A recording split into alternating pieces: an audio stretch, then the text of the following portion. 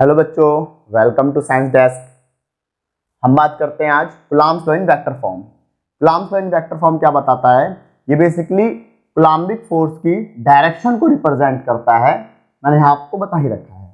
कूलॉम्बिक force क्या होता था? कूलॉम्बिक फोर्स होता था F is equal to K Q1 Q2 upon में R स्क्वायर। ये कूलॉम्बिक फोर्स होता था और इसकी डायरेक्शन को रिप्रेजेंट करे कि ये फोर्स किस तरफ लग रहा है, उसी कहते हैं coulombs law in vector form. अब देखिए कैसे काम करता है। सपोज दैट यहाँ एक बॉडी ले लीजिए, चार्ज Q, ये पॉजिटिवली चार्ज बॉडी, ये फोर्स अपनी इस तरफ एक्सर्ट करेगा, ये फोर्स अपनी इस तरफ एक्सर्ट करेगा। तो हमें यही शो करना है कि जो फोर्स इस तरफ लग रही है या जो फोर्स इस तरफ लग रही है उसकी वैल्यू कितनी है और उसका वो डायरेक्शन क्या है, यही रिप्रेजेंट करेंगे हम इस कंसेप्ट से। चलिए हम करते हैं। मैं क्या करता हूं, मैं दो चार्ज का एक सिस्टम कंसीडर कर लेता हूं। एक चार्ज ये रहा और एक चार्ज ये रहा। हमारे पास दो चार्ज का एक सिस्टम है, Q1 चार्ज और ये Q2 चार्ज। ठीक, इसकी दूरी यहां से इसका पोजीशन वेक्टर मैं लेता हूं R2 और इसका यहां से ओरिजिन से पोजीशन वेक्टर लेता हूं R1। ऐसे करके मैं ओरिजिन से पोजीशन वेक्टर लेता हूं इनके। अब देखिए ये जो है इसके ऊपर फोर्स लगा रहा होगा, जो Q2 है वो Q1 पे फोर्स लगा रहा होगा, तो डायरेक्शन कैसी होगी इसकी फोर्स की? इस तरफ होगी। F12 मैं कह सकता हूं इसको force on first due to second, पहले के ऊपर फोर्स दूसरी की वजह से, और इसकी डायरेक्शन मेरे को रिप्रेजेंट करनी है किस तरफ लग रहा है। भाई ये लग भी तो इसी तरफ रहा है, ये इसी तरफ लग भी तो रहा है, तो इसकी डायरेक्शन को मैं कैसे रिप्रेजेंट करूंगा? इसकी डायरेक्शन को रिप्रेजेंट करूंगा R21, direction from second towards first, दूसरे से पहले की तरफ। ओके, तो ये जो फोर्स लग रहा है इस तरफ, डायरेक्शन क्या दिखा रहा है? R21। अब सिमिलरली ये भी अपना फोर्स इस तरफ लगा रहा होगा ऐसे करके, ये भी अपना फोर्स ऐसे करके लगा रहा होगा, जिस तरीके से ये अपना फोर्स लगा रहा है ऐसे करके। सिमिलरली ये भी अपना फोर्स लगा रहा होगा इस तरफ, F21 second due to first, दूसरे पे पहले की वजह से। और इसके फोर्स की डायरेक्शन क्या है? इस तरफ। तो इसके फोर्स की डायरेक्शन तो इस तरफ है, तो मैं इसको ऐसे रिप्रेजेंट करता हूं। इसके फोर्स की डायरेक्शन इस तरफ है, तो इसको मैं ऐसे रिप्रेजेंट करता हूं 1 2। Direction from second towards first थी, अब direction from first towards second ये हो जाएगी। अब मैं क्या करता हूं, मैं इसको रफ कर देता हूं। अब आपको रिप्रेजेंट करके दिखाता हूं। चलिए इस पे निकाल लेते हैं। F12 force on first due to second, तो मैग्नीट्यूड तो सेम निकल जाएगा, Q1 Q2 अपॉन में R स्क्वायर, ये मैग्नीट्यूड होगा। अब ये जो मैग्नीट्यूड है, ये मैग्नीट्यूड का फोर्स लग किस तरफ रहा है? तो हम अगर इसको इसके यूनिट वेक्टर से, किससे? यूनिट वेक्टर, क्योंकि याद करिए यूनिट वेक्टर क्या होता था? ऐसा वेक्टर जब उससे मल्टीप्लाई कर दोगे तो उस पर्टिकुलर का रिजल्टेंट डायरेक्शन दे देगा, किस तरफ फोर्स या कोई भी वर्क डन जो भी हो रहा है वो किस तरफ हो रहा है। ठीक है, तो अब देखिए इसको, इस मैग्नीट्यूड को अगर मैं यूनिट वेक्टर, कौन सी यूनिट वेक्टर? पहले पे देख रहा हूं फोर्स, तो अगर मैं पहले फोर्स देख रहा हूं तो डायरेक्शन भी इसी तरफ वाई लूंगा जिस तरफ फोर्स लग रही होगी। तो 2 1, क्या? Unit vector 2 1। अगर मैं इसी डायरेक्शन में इस फोर्स को मल्टीप्लाई कर दूं तो मेरे पास आ जाएगा ये। अब देखिए, क्योंकि यूनिट वेक्टर को हम कैसे रिप्रेजेंट कर सकते थे? वेक्टर ए अपॉन में मॉडुलस ऑफ ए, ये हमने पहले सीख रखा है। तो इसी यूनिट वेक्टर को मैं कैसे रिप्रेजेंट कर सकता हूं? Q1 Q2 अपॉन में R स्क्वायर, वेक्टर 2 1 अपॉन में मॉडुलस ऑफ 2 1। ये हो गया यूनिट वेक्टर की रिप्रेजेंटेशन हो गई, force on first due to second. अब देखिए इसी को मैं और कैसे मैं कर सकता हूं? ये है पोजीशन वेक्टर R2 का, और इसकी वजह से जो इस पे फोर्स लग रही है वो इस डायरेक्शन में लग रही है। तो जो दो वेक्टर ऐड करता हूं, दो वेक्टर अगर ऐड करूंगा, हमने पहले सीख रखा है 11th क्लास के अंदर कि अगर एक वेक्टर इधर है R2 और एक वेक्टर इधर जा रहा है R21, अगर मैं इन दोनों वेक्टर को ऐड करूंगा R2 plus R21 vectors add करूंगा, तो मेरे पास जो ये जो थर्ड है इसके हेड से इसका टेल जो मिलेगा तो ये रिजल्टेंट इसके बराबर होगा, R1 के बराबर होगा। तो R21 की वैल्यू निकाल लेता हूँ यहाँ से। R21 की वैल्यू आ जाएगी R1 vector minus R2 vector. तो यहाँ मैं सब्स्टिट्यूट कर देता हूँ इसको। तो F12 क्या हो जाएगा बच्चों कि Q1 Q2 अपॉन में R square and this will equals to R1 vector minus R2 vector. और यहाँ पर मैं रख दूंगा इसी का मोड रख दूंगा, R1 माइनस R2 वेक्टर का मोड। अब यहाँ पर पावर है, यहाँ पर एक सिंगल टाइम होगा तो ये मल्टीप्लाई हो जाएगा आपस में, के Q1 Q2 R1 minus R2 and R1 minus R2 का मॉड ऑफ पावर 3। ये हो गया force on first due to second and it is the vector form of Coulomb's law. ठीक। सिमिलरली इसको मैं आगे यहाँ लिखता हूँ। सिमिलरली F21 अगर मेरे को निकालना हो, F21 अगर मेरे को कैलकुलेट करना हो तो कैसे कर सकता हूँ, के Q1 Q2 R2 minus R1 vector upon में R2 माइनस R1 का मॉड इसकी पावर 3। तो ऐसे कैलकुलेट कर सकता हूँ। नोट कर लीजिए इसको फटाफट। अब हम एक क्वेश्चन लेते हैं उसी टॉपिक के ऊपर। ठीक है, क्वेश्चन है कि आपका एक ट्रायंगल है, इक्विलेटरल ट्रायंगल है, एक चार्ज Q1, ये चार्जेस हैं, इनको 1-1 मीटर सेपरेट किया हुआ है। आपको चार्ज Q1 पर फोर्स निकालना है कि इस पर्टिकुलर चार्ज पे इस पूरे सिस्टम की वजह से क्या फोर्स लगेगा। क्योंकि सिंपल सी बात है, ये यहाँ पर रखा हुआ है तो ये इस पे फोर्स लगाएगा, ये भी इस पे फोर्स लगाएगा, सब इस पे फोर्स लगाएंगे। तो देखते हैं इस पूरे सिस्टम के ऊपर इन चार्जेस की वजह से क्या फोर्स लगता है। तो इसको देखने के लिए पहले तो क्या करूंगा, मैं इनके पोजीशन वेक्टर देख लूंगा क्या है पोजीशन वेक्टर। तो देख लेता हूं, इसको एक कोऑर्डिनेट पे डिवाइड कर देता हूं मैं।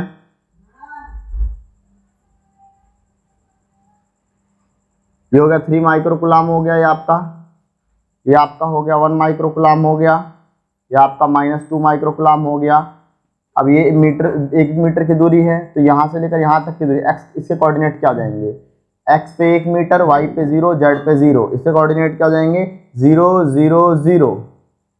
और इससे कोऑर्डिनेट क्या हो जाएंगे x पे ½ मीटर आई मीन 0.5। y पे देख लेते हैं, y पे कितना हो जाएगा, यहाँ से यहाँ तक ½ मीटर की दूरी, यहाँ से यहाँ तक ½ मीटर की दूरी। और मेरे को ये निकालना है तो ये आपका 1 मीटर दे ही रखा है। तो पाइथागोरस अप्लाई करेंगे तो आंसर आपका आएगा, पाइथागोरस अप्लाई करेंगे तो ये हो जाएगा 1 स्क्वायर माइनस में 0.5 का स्क्वायर, और ये आपका आ जाएगा पूरे पे रूट परपेंडिकुलर। इसको सॉल्व करेंगे तो परपेंडिकुलर की वैल्यू है 0.87 आएगी। ठीक, तो इसकी वैल्यू है 0.87 और जेड कोऑर्डिनेट कोई है ही नहीं। तो इनके कोऑर्डिनेट्स आ गए, इसके कोऑर्डिनेट ये रहे, इसके कोऑर्डिनेट ये रहे, इसके कोऑर्डिनेट ये रहे। नाउ हमें किस पे कैलकुलेट करना है, फोर्स Q1 पे। तो नाउ वी नो दैट, जैसा कि हम जानते हैं, क्या जानते हैं हम कि भाई अगर मेरे को F1 Q1 पे फोर्स निकालना है तो Q2 की वजह से F12 means force on first due to second. दूसरे की वजह से, इसकी वजह से देख लेते, पहले इसकी वजह से फोर्स देख लेते हैं, फिर इसकी वजह से देखेंगे, फिर दोनों को जोड़ देंगे, आसान। अब देखिए कैसे करेंगे, फॉर्मूला हमें याद है कि Q1 Q2 अपॉन में ये है मैग्नीट्यूड निकालने के लिए, और इसके डायरेक्शन के लिए क्या आ जाएगा F12। तो क्या आ जाएगा आपका vector R1 minus vector R2 upon में R1 माइनस R2 का क्यूब, ये आ जाएगा। ठीक, देख लीजिए कोई दिक्कत तो नहीं है, ओके कोई दिक्कत नहीं है, वेरी गुड। अब हम क्या करते हैं, अब हम इनके वेक्टर्स को अप्लाई करते हैं। चार्जेस तो हमें पता ही है 1 माइक्रोकूलम ये सब, तो 9 × 10 टू द पावर 9, और ये है 1 × 10 की पावर -6 माइक्रोकूलम है इसलिए -6। और Q2 चार्ज क्या हो जाएगा -2 × 10 टू द पावर -6 जाएगा। और इसकी वैल्यू कैसे करें अब हम कैलकुलेट, तो ये है R1 वेक्टर, ये है R1 की पोजीशन, क्योंकि ये Q1 चार्ज है तो इसकी सारी पोजीशन 0 0 0, सारे कोऑर्डिनेट्स के 0 0 0। और ये R2, तो इसके कोऑर्डिनेट में से इसके कोऑर्डिनेट माइनस करिए, एक्स एक्सिस को माइनस करेंगे, एक्स एक्सिस से वाई को माइनस करेंगे, वाई से जेड को माइनस करेंगे, जेड से, तो एग्जैक्ट फोर्स की डायरेक्शन पता चल जाएगी। ठीक है, तो क्या हो जाएगा आपका, ये हो जाएगा 0 माइनस 1, ये हो जाएगा आयोटा, आयोटा क्योंकि हम एक्स एक्सिस के अंदर की फोर्स देखी, फिर 0 में से 0 गया वाई में, फिर 0 में से 0 गया जेड में, इसका मतलब वाई और जेड में कोई फोर्स होगा ही नहीं, तो मैं डायरेक्ट इसी को रिप्रेजेंट कर देता हूँ अपॉन में दिस अपॉन दिस, मतलब यहाँ से लेकर यहाँ तक की दूरी, इसकी और इसके बीच की दूरी क्या हो जाएगी, इसके और इसके बीच की दूरी 1, क्योंकि यहाँ से यहाँ 1 मीटर ही दूर है, तो ये फोर्स लगा रहा है, इस तरफ फोर्स लगा रहा है, तो ये क्या हो जाएगा आपका 1 हो जाएगा, तो R1 माइनस R2 की वैल्यू क्या हो जाएगी, दिस 1, तो जब हम इसको कैलकुलेट करेंगे 9 टू 18 हो जाएगा, और 10 की पावर माइनस 6, 10 की पावर माइनस 10 की पावर माइनस 12, 10 की पावर माइनस 12 में से अगर ये 10 की पावर 9 जाएगा प्लस का, तो 10 की पावर माइनस 3 आएगा, इंटू 10 की पावर माइनस 3, और ये माइनस का 2 है तो माइनस का 18, और ये यहाँ से जब मल्टीप्लीकेशन में ये भी है आयोटा, यहाँ से मल्टीप्लाई होगा तो माइनस का आयोटा आ जाएगा आपका ये, और ये माइनस माइनस क्या आ जाएगा प्लस, तो 18 into 10 to the power minus का 3 आयोटा न्यूटन, न्यूटन आयोटा, ये आ जाएगा आपका, ये हो जाएगा force on first due to second, ये इस पहले पे दूसरे की वजह से फोर्स आ जाएगा। अब उसी तरीके से क्या करते हैं हम, तीसरे की वजह से पहले फोर्स निकाल लेते हैं। Now force on first due to third, same concept apply करेंगे, के Q1 Q2 अपॉन में, अब ये तो है मैग्नीट्यूड, फिर से डायरेक्शन के लिए क्या करेंगे, फिर हम इसको डायरेक्शन के लिए R1 vector minus R3 vector हमने पढ़ रखा है, हमें पता है, और ये R1 माइनस R3 का मोड इसकी क्यूब। अब क्या करेंगे, इनके पोजीशन वेक्टर देख लेंगे कितनी दूरी पर है, तो K Q1 Q2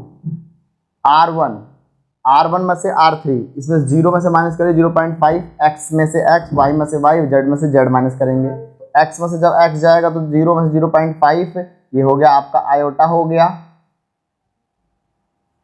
iota, plus में y में से y 0 माइनस 0.87, ये हो गया जियोटा, और 0 में से 0 जाएगा कोई इफेक्ट डालेगा नहीं, और नीचे क्योंकि R1 माइनस R3 यहाँ से लेकर यहाँ तक की दूरी क्या है, यहाँ से लेकर यहाँ तक की पोजीशन दूरी क्या है 1 मीटर, तो इट विल बिकम 1 का स्क्वायर हो जाएगा।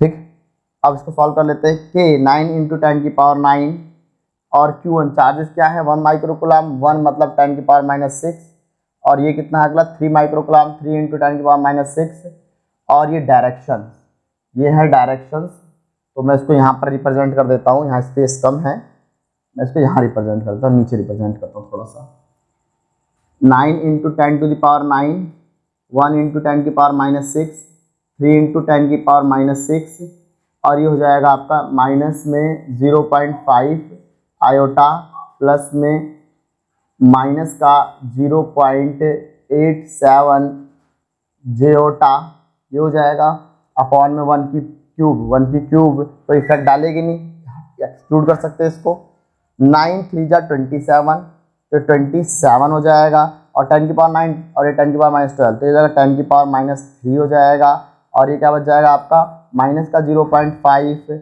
आयोटा, प्लस में माइनस का 0.87 जियोटा, ये बच जाएगा। अब ये आ गया आपका force on first due to third, तीसरे की वजह से पहले के ऊपर फोर्स, ये आ गया, और ये है force on first due to second. हमको क्या करना है, नेट फोर्स निकालना है ना, तो हम क्या करेंगे, दोनों को जोड़ देंगे, दोनों को क्या कर देंगे, ऐड कर देंगे। तो अगर हम दोनों को ऐड करेंगे, ऐड करने से पहले में काम और कर सकते हैं, हम इसकी इससे मल्टीप्लाई, इसकी इससे मल्टीप्लाई कर सकते हैं, ताकि ऐड करने में और हमें आसानी हो जाए। तो चलिए हम कर भी लेते हैं, इसकी इससे मल्टीप्लाई कर लेते हैं, हम इसकी इससे मल्टीप्लाई करते हैं, तो हमारे पास जो आंसर आएगा 27 और 0.5 को मल्टीप्लाई करेंगे, तो हमारे पास जो आंसर आएगा 1.35 आयोटा है, दैट इज आयोटा, और क्योंकि ये भी माइनस है, जब इससे मल्टीप्लाई करेंगे तो ये माइनस हो जाएगा 2.349 जियोटा, और टोटल के बाहर चला जाएगा 10 की पावर माइनस 2 न्यूटन। ये आएगा F13, मीन्स पहले के ऊपर थर्ड की वजह से फोर्स, इसकी वैल्यू होगी ये यहाँ पर लास्ट में, देख लीजिए तो हम क्या करते हैं बच्चों, अब नेट फोर्स निकालते हैं। एफ नेट फोर्स कैसे निकलेगा, एफ नेट फोर्स निकलेगा F12 को ऐड कर दो प्लस F13 को ऐड कर दो। F12 कितना 1.8 इंटू 10⁻², और आयोटा प्लस F13 कितना है माइनस का 1.35 आयोटा माइनस 2.349 जियोटा इंटू 10⁻²।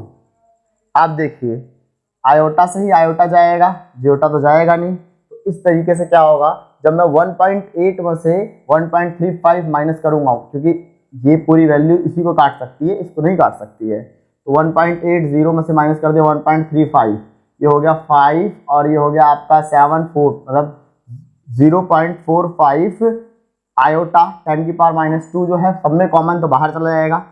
और माइनस का जब मैं 1.80 को माइनस कर दूंगा 2.34 से माइनस कर दूंगा, तो आंसर आ जाएगा हमारा 1.54 माइनस का 1.54 जियोटा, और पूरे के बाहर क्या लग जाएगा 10⁻² न्यूटन। ये हमारे फर्स्ट चार्ज पर नेट फोर्स एक्सर्ट हो रहा है, ठीक है। और जब मैं आयोटा और जियोटा की फॉर्म में, जब मैं इसको आयोटा और जियोटा की फॉर्म में लिख देता हूं, तो मैग्नीट्यूड लिखने की कोई जरूरत नहीं होती, ध्यान रखना, ठीक है। तो चलिए बच्चों ध्यान से पढ़ते रहिए, मैं अगली वीडियो जल्दी लाऊंगा आपके